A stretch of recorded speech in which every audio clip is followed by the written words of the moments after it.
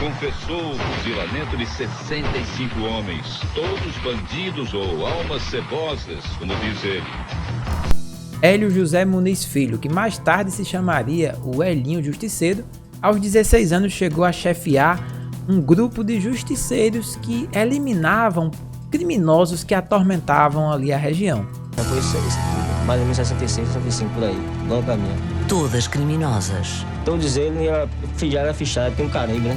E eles colocaram o nome nesses criminosos de almas cebosas. Quem é alma cebosa? Uma cebola é aquele ladrão que se passa para roubar um relógio, um sapato, uma bolsa, um bujão, um fogão. Isso pra mim é uma cebola. Antes mesmo de completar 20 anos de idade, acredita-se que Elinho já teria assassinado mais de 65 pessoas. 44 homicídios, declarou a imprensa local, escrita, falada e televisada. No vídeo de hoje nós vamos descobrir um pouco mais da história de Elinho, o assassino de almas cebosas e também conhecido como Pequeno Príncipe. Meu nome é Guilherme Lima, fica aqui comigo até o final do vídeo e a gente vai entender um pouco mais da vida desse justiceiro. A vida de Elinho. Hélio José Muniz Filho, que mais tarde viria a se tornar o Elinho Justiceiro, era morador de Camaragibe, uma cidade que fica lá na região metropolitana de Recife, no estado de Pernambuco.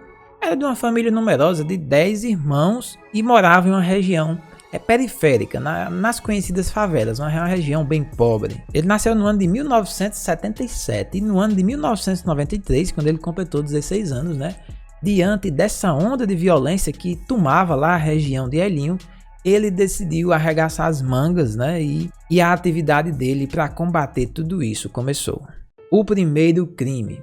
Provavelmente esse foi o primeiro crime de Elinho. Algumas pessoas dizem que foi simplesmente para conseguir dinheiro, que ele começou a matar inicialmente em troca de dinheiro, e outras pessoas dizem que foi simplesmente pelo sentimento de justiça que ele tinha. Ele via as injustiças e ficava incomodado com aquilo. Um morador narra que trabalhou muito e ele foi até o centro de Recife, que é a capital lá do Pernambuco, para comprar roupas para o fim de ano. Depois de muito trabalho, ele conseguiu reunir essa quantia para comprar essa roupa. Ainda sobrou R$120 que ele iria destinar para um filho dele. E na volta para casa, quando ele estava voltando lá para essa comunidade, existe uma ponte que você vai passando. A ponte é bem apertada, como você está vendo aí. Um bandido colocou uma arma na sua cabeça e roubou toda a sua roupa e ainda os R$120. Ele ficou praticamente só de cueca lá e, enfim, foi uma cena bastante constrangedora. Só que mais à frente chegou um cara chamado Paulistano e botou o cano em cima de mim. Mandou eu tirar a bermuda e fiquei só de cueca, levou minha grana, tinha 120 conto que era pra mandar pro meu pirraia, pro meu primeiro guri. E fiquei de cueca assim, voltei pra casa desesperado. Após isso, esse fato chegou ao conhecimento de Elinho. Quando soube desse acontecido, que esse bandido tinha feito isso, esse mesmo bandido já tinha feito algumas coisas com Elinho, inclusive também com alguns familiares de Elinho. E aí ele se sentiu motivado a buscar essa pessoa, a saber quem era esse bandido para poder resolver isso aí. E ele foi lá e eliminou esse bandido. E provavelmente esse foi o primeiro crime de Elinho, porque ele não queria contar o que tinha feito para ninguém. Mas aí ele quis desabafar, com aquele sentimento lá do que tinha acabado de fazer, e ele acabou contando. E a partir daí ele se arrependeu porque a notícia correu. Aí foi quando se estourou. Sem querer eu contei a umas pessoas que não devia ter contado. Eu, pra mim, contando, ele desabafava, mas não devia ter contado. Aí as pessoas já começou a contar pra outra. Eu fui contar pra outra, sem querer bater na boca desses caras. Aí já começou uma guerra. E os próprios moradores, justificam as atitudes de Elinho, porque dizem que sem ele lá na comunidade a vida seria bem mais difícil. Cara, eu acho que ninguém tem o direito de tirar a vida de ninguém. Só que...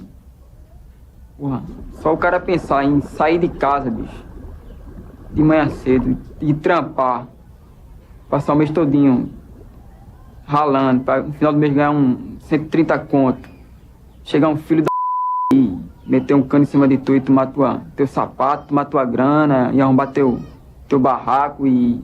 A fama de Elinho. Após ele ter feito isso, né, a população passou a procurar Elinho. Ele passou a ser um grande aliado da população, sobretudo porque naquela época ali, né, do final dos anos 90, aquela região vivia uma onda de violência muito grande. E Elinho começou a ser um grande aliado da população porque ele ia mesmo atrás e foi uma reação em cadeia. Ele fez isso a primeira vez e foi indo. A partir de um gera outro e você acaba que não tem freio, não tem mais como voltar atrás, como ele mesmo diz. A malandragem sempre se começa com 1, mas sempre termina com 10. E se matar um, tem que matar tudo. E se matar um, matar 2, 3. A prisão. No ano de 1998, portanto, né, mais ou menos 5 anos depois do ano que ele começou a fazer essas coisas, que foi no ano de 1993, ele encontrou, parece que ele topou com um bandido que era querido da polícia, vamos dizer assim, e ele acabou sendo preso. E acabou que confessou muitas das coisas que ele tinha feito e os processos contra ele começaram. Mas quando Elinho foi preso, a população praticamente ficou revoltada. As pessoas começaram a pedir a soltura dele. Inclusive fizeram até um abaixo-assinado que reuniu quase 4.000 assinaturas pedindo às autoridades para poder libertar Elinho da prisão. O que não aconteceu, logicamente. O pessoal aqui sente falta do Elinho? Sente falta, sim. No tempo dele a gente vivia mais tranquilo aqui, né? Porque quando ele estava aqui a turma temia, mas o malandro temia mais aqui no lugar, né? Quem não prestava mesmo era que ele matava, mas ele era uma boa pessoa. Se eu fosse um cara que pudesse, eu soltava ele. Ele foi levado até um presídio de segurança chamado Professor Aníbal Bruno, que é um dos presídios mais perigosos lá da cidade de Recife. Ele foi condenado a penas que passavam de 150 anos e ainda com outros processos para julgar, que no final de tudo daria mais de 200 anos de prisão, porque ele foi confessando todos esses crimes que tinha feito e a coisa foi ficando cada vez mais complicada para ele. A vida na prisão. Após chegar na prisão, né, com tantos anos de pena para cumprir, naquela época a legislação permitia que você passasse no máximo 30 anos na prisão. Você poderia ser condenado a 500 anos de prisão, mas para executar a pena você tinha esse limite de 30 anos. Atualmente esse limite foi mudado para 40 anos no ano de 2019. E ainda existia a possibilidade dele sair da prisão, né? Porque ele era um cara novo, com 20 anos mais ou menos, já estava preso. Quando tivesse com 50 anos de idade, estaria nas ruas de novo. Mas ele mesmo não acreditava que isso pudesse acontecer. Isso porque ele reconheceu tudo o que tinha feito lá fora. Ele perseguia bandidos. E quando ele chegou dentro da prisão, que existiam muitos outros bandidos, ele temia que pudesse ser morto dentro da cadeia. Porque as pessoas simplesmente não gostavam dele lá dentro. A morte de Elinho. Cada cadeia sempre tem umas 3, 4 pessoas que querem na minha cabeça. Ele tem vontade de torar minha cabeça pra pendurar no poste, mas acho que Deus não vai consertar isso não. Não tem medo não? Não tem medo não, que como assim, que a pessoa que faz sabe que um dia vai... Quem tiver nessa vida que faz, sabe que um dia vai aparecer umas pessoas pra fazer o mesmo que eles fez com os outros. Isso aí eu espero a qualquer momento. No ano de 2001, já depois de 3 anos de prisão, durante um período de visitas lá, que geralmente acontecia nos dias de domingo, Elinho ele já era um preso que tinha um bom comportamento. Então ele passou a ser o chaveiro lá do pavilhão. Ele era o preso que ficava com as chaves lá para poder abrindo as celas, né, o conjunto de celas que forma o pavilhão. Esse pavilhão tinha capacidade para 590 pessoas, mas abrigava quase 3.000 presos ali dentro. E devido ao grande perigo de vida que ele corria, porque né, ele matava bandidos e quando um justiceiro chega dentro da prisão, ele tá totalmente enrascado, né? E ele também tinha dito para o juiz que pretendia se suicidar, tendo em vista tudo isso, ele recebeu uma cela exclusiva para ele, que era uma cela mais vigiada. Ele tinha um contato maior com as autoridades penitenciárias justamente para evitar que Elinho fizesse alguma coisa, que se suicidasse e que os próprios presos acabassem com ele. O ladrão que dizer que gosta de mim na cadeia, ele tá mentindo. E todos eles têm vontade de me matar.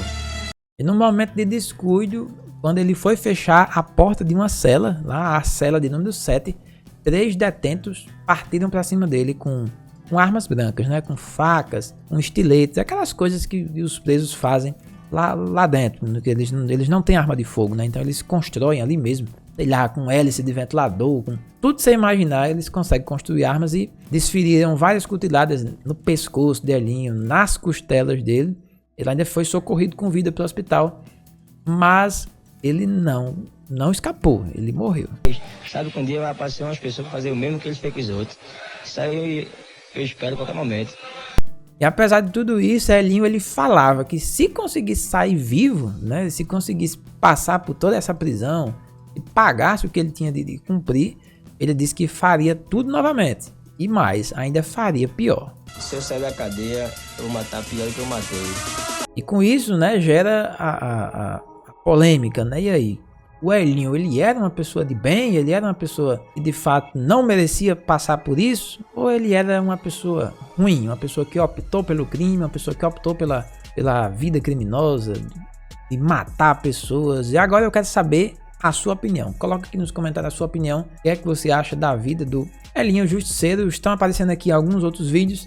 A gente se encontra nos próximos vídeos. Deixa a sua inscrição e até lá.